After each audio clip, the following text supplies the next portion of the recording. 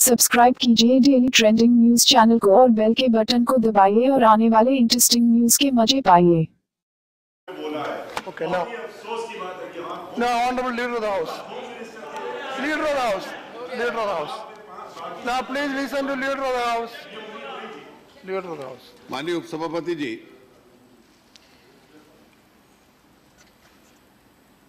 कल से नेता प्रतिपक्ष आजाद साहब ने जो बहस आरंभ की है, सदन में लगभग सभी पक्षों के लोगों ने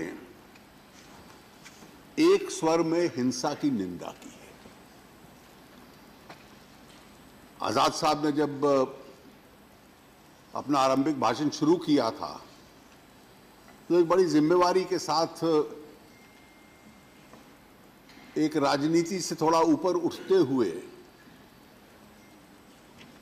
कि देश के कई प्रांतों में जो घटनाएं हुई हैं उसकी निंदा भी की और आरंभ में उन्होंने ये कहा भी कि मैं इसको राजनीतिक रंग देना नहीं चाहता। वो एक बहुत जिम्मेवार नेता हैं, लेकिन क्योंकि राजनीतिक दल से संबंध रखते हैं तो अंत में औपचारिकता के नाते उनको थोड़ा सा राजनीतिक दंग देना पड़ा। विषय गंभीर है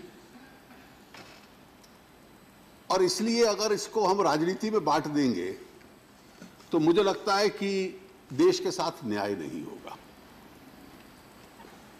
दो विषय इसमें स्पष्ट रूप से आते हैं और इससे पहले मैं दूसरे पे जाऊं, क्योंकि कई बार दोनों को जोड़ने से इफ्स एंड बट्स लग जाते हैं और उस इफ्स एंड बट्स में खतरा होता है कि किसी प्रकार की जो गलत घटना है कि क्या कोई उसका एक्सप्लेनेशन या रैशनलाइजेशन कर रहा है, मैं वो करना नहीं चाहता।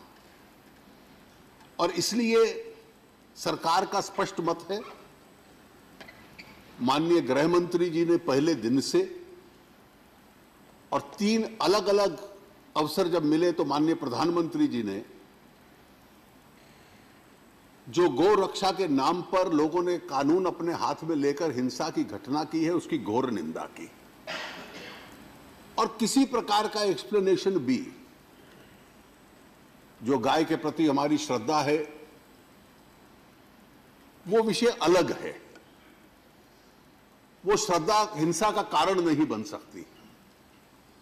और इसलिए मैं स्पष्ट हूं इस बात में और मैं चाहूंगा कि सारा सदन जिस स्वर में बोला है हम सब एक स्वर में उसकी निंदा करें और उसको रोकने का प्रयास करें। Violence can never be a partisan issue. Violence कानून टूटता है, वायलेंस में व्यक्तियों की जान जाती है और इसलिए किसी प्रकार का उसका कोई एक्सप्लेनेशन, रैशनलाइजेशन, भावना को ठेस पहुंची इसलिए हिंसा की, यह तर्क हो नहीं सकता। हमें याद रहे कि हम विश्व की सबसे बड़ा लोकतंत्र हैं और लोकतंत्र की मर्यादा के अनुकूल जो संविधान हमारे देश में बना उसमें सबको बराबरी का अधिकार भी है और अपने धार्मिक विश्वास का अधिकार भी है। और हम लोगों की एक जो संस्कृति रही है, जो कल्चर रही है, वो एक दूसरे का आदर करने की भी है, एक दूसरे की भावना का आदर करने की भी है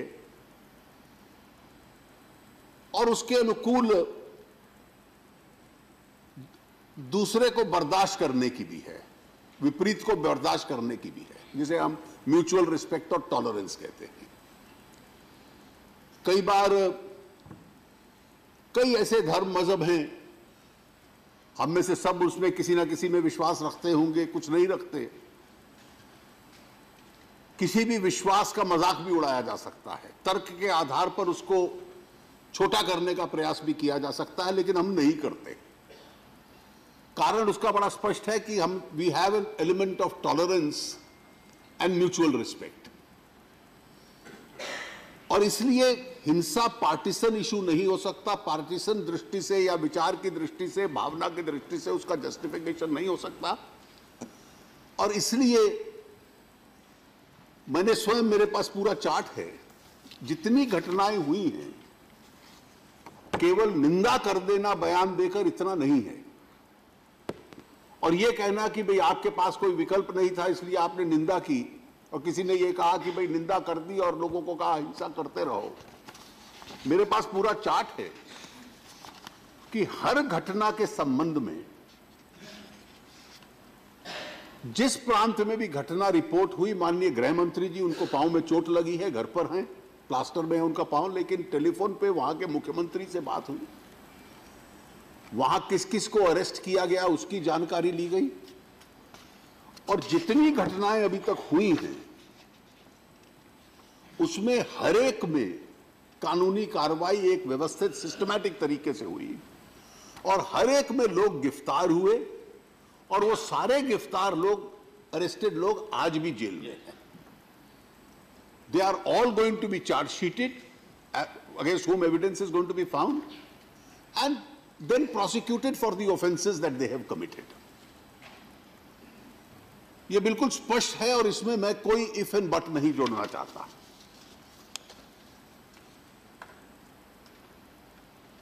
जहां तक गाय का विषय है, मैं सभी माननीय सदस्यों से इस बात का जिक्र करना चाहता हूं कि जब हम टॉलरेंस की बात करते हैं तो देश में एक बहुत बड़ा वर्ग है जिसकी उसके प्रति एक श्रद्धा है, और ये कोई हमारी सरकार के आने से नहीं हुई। संविधान सभा में बहुत लंबी चर्चा इस विषय को लेकर हुई। थोड़ा सा आजाद साहब, आप और आपके सहयोगी भी इस बात पर विचार करें कि क्या हमने सेक्युलरिज्म की परिभाषा को इतना विकृत कर दिया कि जो 70 साल पहले चर्चा थी तो आज थी। मैं उसका उदाहरण देता हूं। आज अगर डॉक्टर अंबेडकर होते और डॉक्टर अंबेडकर संविधान सभा में खड़े होकर कहते, मैं सिर्फ आर्टिकल 48 पढ़ देता हूं, ये उन्हीं का बनाया हुआ आर्टिकल है। The state shall endeavour to organise agriculture and animal husbandry on modern and scientific lines and shall in particular take steps for preserving and improving the breeds and prohibiting the slaughter of cows or calves and other milch and draught cattle. ये नरेंद्र मोदी जी ने या राजनाथ सिंह ने नहीं propose किया था, ये पंडित नेहरू के समय में जब वो प्रधानमंत्री थे डॉक्टर अंबेडकर ने कहा था, और सारी कॉन्स्टिट्यूएंट असेंबली ने इसको संविधान में डाला। It's a part of article 48। The state shall in particular take steps for preserving and improving the breeds and prohibiting the slaughter of cows and calves and other milch and draught animals. कि राज्य कदम उठाएगा गाय की हत्या पे प्रतिबंध लगाना, और केवल गाय नहीं, cause and calves and other milk animals, दूध देने वाले अन्य जानवरों को। इसके पीछे आर्थिक रैशनल भी हो सकता है, इसके पीछे सांस्कृतिक और धार्मिक रैशनल भी हो सकता है। ये सारे विषय कॉन्स्टिट्यूएंट असेंबली में डिबेट हुए, और शायद वो हम सबसे ज्यादा बुद्धिमान लोग थे जिन्होंने ये सोचा कि सर्वसम्मति एक मत से यह संविधान के अंदर डाला जाए। उस वक्त जब यह संविधान में आ गया और डायरेक्टिव प्रिंसिपल्स में आया, तो डायरेक्टिव प्रिंसिपल्स में आने के बाद यह राज्यों का अधिकार था। जो 7th शेड्यूल है संविधान का, जिसमें अधिकारों का बंटवारा हुआ कि केंद्र का कौन सा अधिकार है, राज्यों के कौन से अधिकार हैं, तो स्टेट लिस्ट में एंट्री 15 डाल दी गई। और स्टेट लिस्ट की जो एंट्री 15 है वो ये है, preservation, protection and improvement of stock and prevention of animal diseases, veterinary trading and practice. और हर राज्य ने यह माना कि आर्टिकल 48 को अगर लॉजिकल एंड पे ले जाना है तो राज्यों की विधानसभा के पास अधिकार है कानून बनाने का। उस वक्त ना भारतीय जनता पार्टी थी और भारतीय जनसंघ की तो एक भी राज्य में सरकार नहीं थी। पंडित नेहरू प्राइम मिनिस्टर थे। सन 50 के दशक में अधिकतर राज्यों में कांग्रेस की सरकार थी और कांग्रेस की सरकारों ने एक के बाद एक सबसे पहले मध्य प्रदेश में लाए और उसके बाद हर प्रांत में कानून बनाया। जितने प्रांतों में बन सकता था, नॉर्थ ईस्ट में नहीं बना, गोवा में नहीं बना, केरल में नहीं बना, वेस्ट बंगाल में नहीं बना। ये इन 4-5 क्षेत्रों को छोड़ के बाकी सारे हिंदुस्तान में जो एक प्रकार से 80-85% इस देश की पॉपुलेशन जिन प्रांतों में है, उन प्रांतों में कानून बना कि काउ स्लॉटर प्रोहिबिटेड है, प्रतिबंधित है। और उसके पीछे पंडित जी जानते थे, पंडित जी ओवर रिलीजियस नहीं थे, सेक्युलरिस्ट थे। अगर तुलना करूं पुराने प्रधानमंत्रियों की तो शायद इंदिरा जी रिलीजियस ज्यादा थी, लेकिन पंडित जी के जमाने में कानून बना कि भाई गाय का एक हमारी संस्कृति में एक स्थान है, इसलिए काउ स्लॉटर प्रोहिबिटेड होगा। मैं आपसे प्रश्न एक पूछना चाहता हूं आजाद साहब, मतलब इसको उत्तर देने की दृष्टि से नहीं, लेकिन सोचिए कि 70 साल में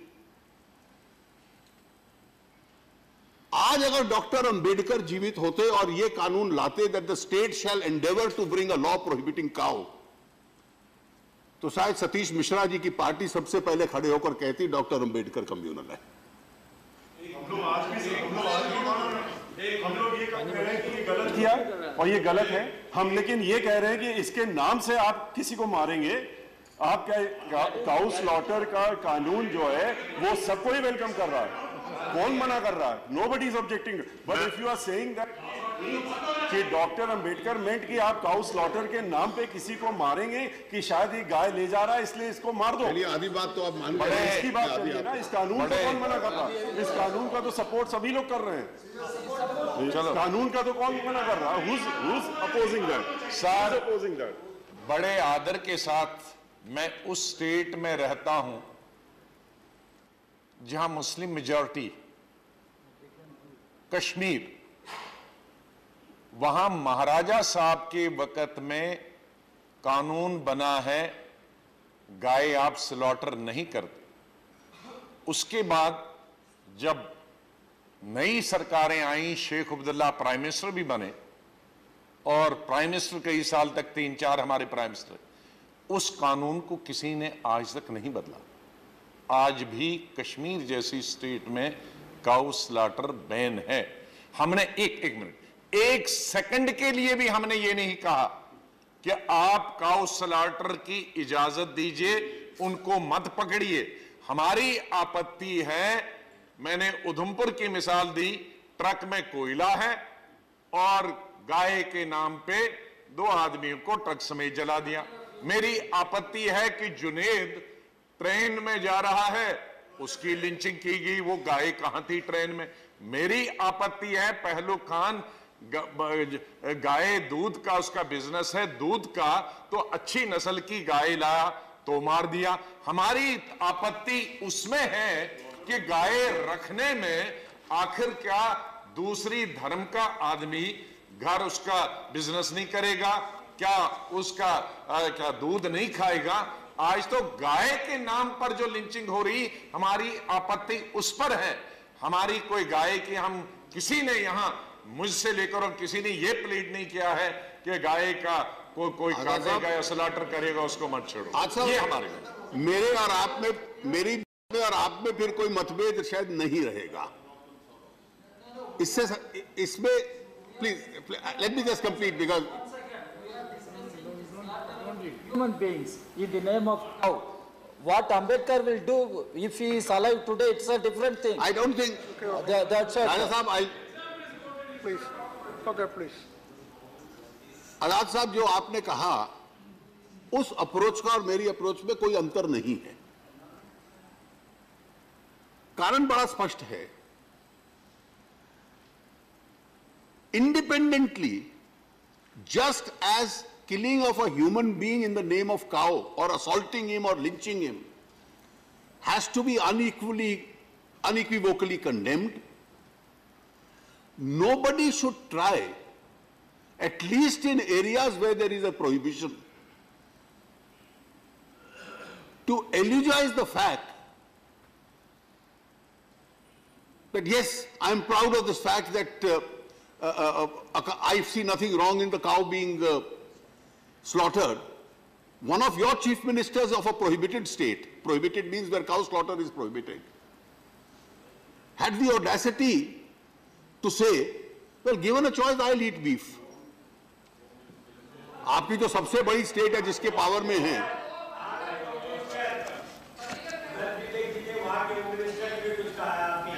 और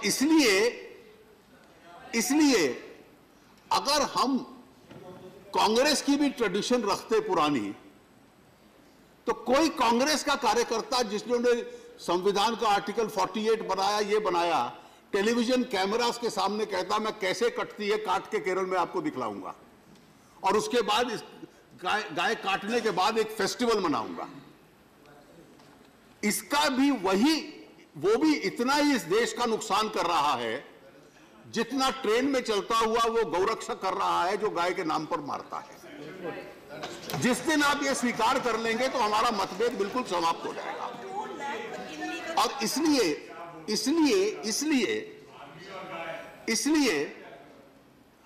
इसलिए बड़ा स्पष्ट है कि मैंने आरंभ में यह कहा कि मैं इफ्स एंड बट्स नहीं,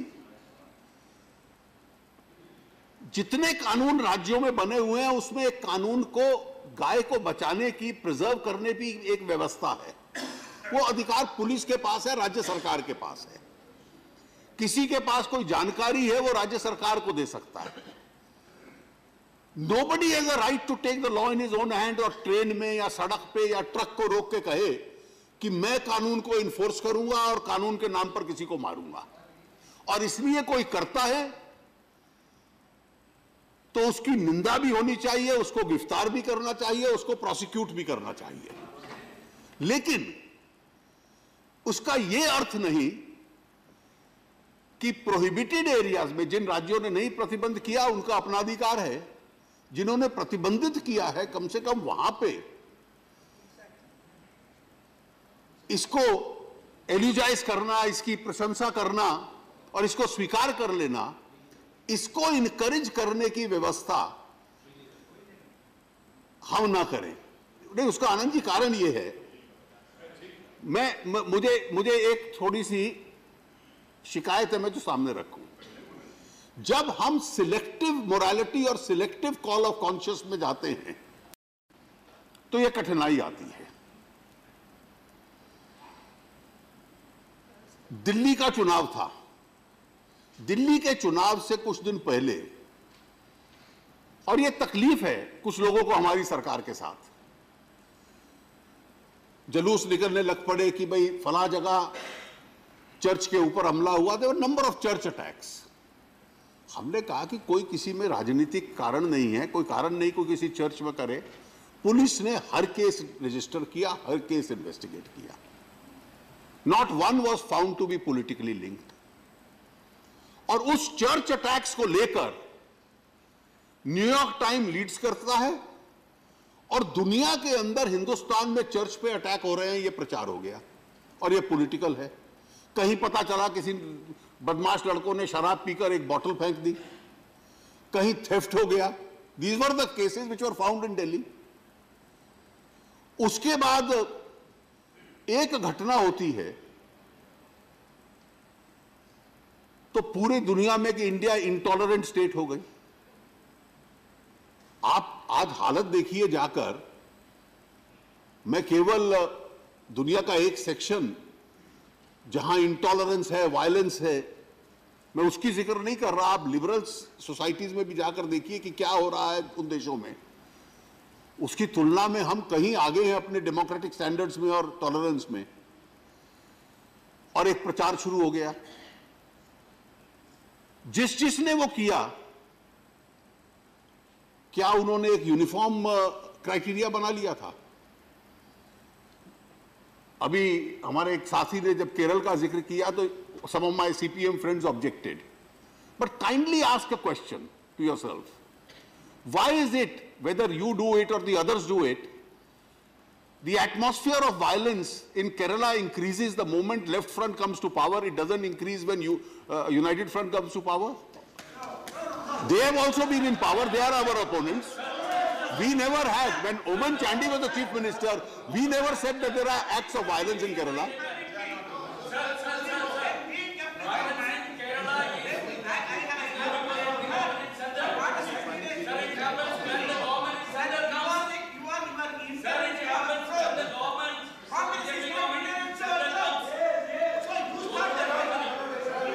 Sir, the number of political killings taking place in Kerala today. All of you stand up. Sit down, sit down. No, please. All of you cannot say together. No, please. No, please. Our political, I can identify. Please sit down. Why do you Hindu Mahasabha And when Mr. Hindu Parishad man throw a bomb in Coimbatore party office? No. Who started it? No, Please. No. Okay, sit down. My point is. No. Okay, please. Now please take your seat. All of you take your seat. Okay, now you, Rajesh, you sit down. Sir, Rajesh, you sit down. Sir. Let the minister continue to All right. sit down. You are saying this. You are saying, let us forget Kerala. Let us, please, I am not yielding, He is please. not yielding, sit down. He is not yielding. Let us forget Kerala. He is not yielding, sit down. He is not yielding. He is not yielding.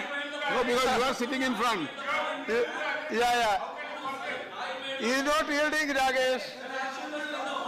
Rajesh, he is not yielding, sit down. Whenever the BJP government came to power, you can No. see the increase in violence in No, sit down. Yeah, sit down. Rajesh, sit down. Not yielding. Rajesh, sit down. Rajesh, take your seat. We have the same. Rajesh, no, you sit down now. Now you sit down. Okay. Prior to 2014, the House did not take up the agenda at all. Sit down. Change in situation. I'll tell you what was happening Okay. prior to 2014. No. I'll tell you. And there is a need to change. You are Tapanda. Okay, bye now. welcome your condemnation. There is a need Tapanda, to change. I will tell you okay. what was happening prior to 2014. I mentioned Kerala. The same RSS and BJP is there in Kerala when Mr. Chandy was the chief minister. Not one congressman was killed, not one RSS man was killed. Why is it only happens when Left Front comes to power?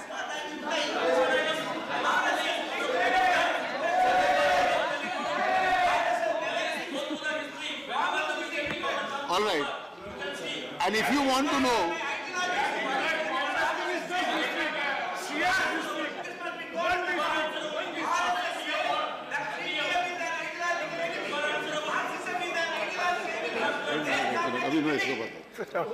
Okay, now you sit down. and if you want to know prior to 2014, if you want to, Okay, now sit down. if you want to know prior to 2014, Sit down. Mr.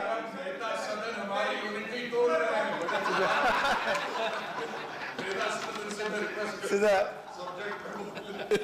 If you want to down, know sit what down. was happening prior to 2014, I'll only give you one advice. You have chosen a very eminent man as your candidate for the Vice President of India. When you were in power, read every report Mr. Gopal Krishna Gandhi sent about the Left Front government, and you will know what happened prior to 2014.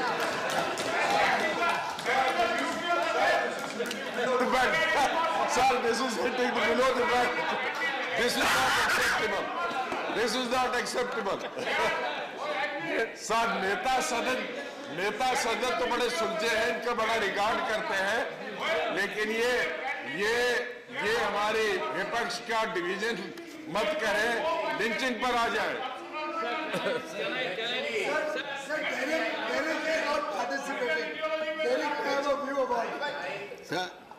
Okay, that's all.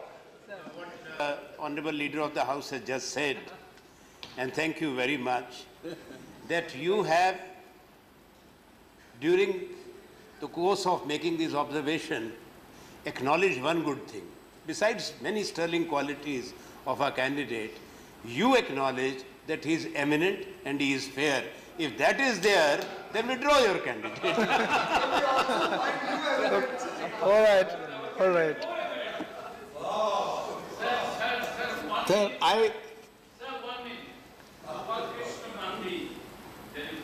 you have said is partly correct, not totally.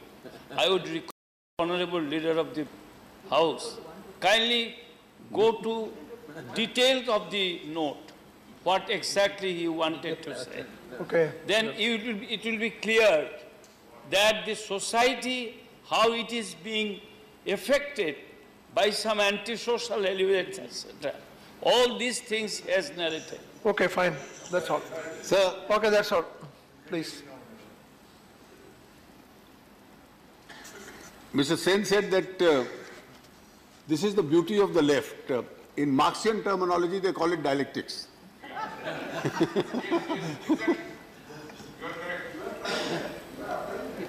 And therefore, sir, I just wish to say this, these are two completely independent.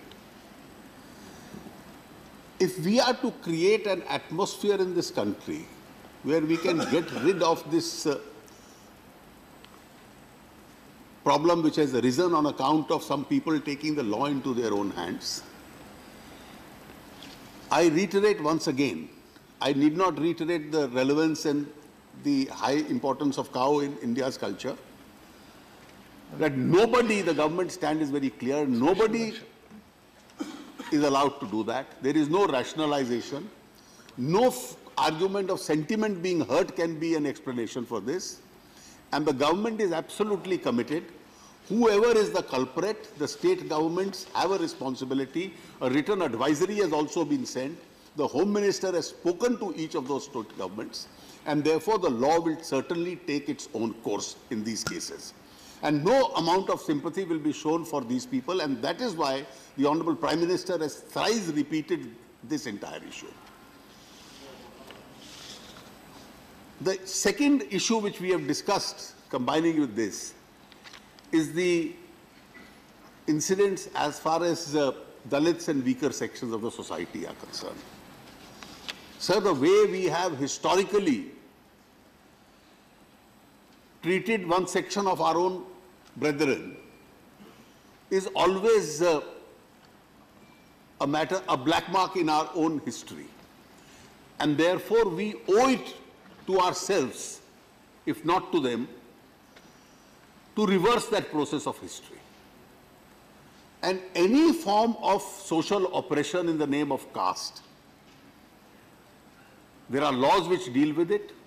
Any incident which takes place, I wish to categorically assure the House that the government is absolutely committed. We have laws in place. And if any such incident where state police is not acting is brought to our notice to this effect, the government would not think twice of requesting the state government, advising the state government, even asking them for report as far as these incidents are concerned. These incidents of atrocities against the Dalits, we have strong laws in place. Everybody has supported those laws, and the government is fully committed as far as their protection is concerned. With these observations, sir, with these observations, no, please, let him complete. Let him complete.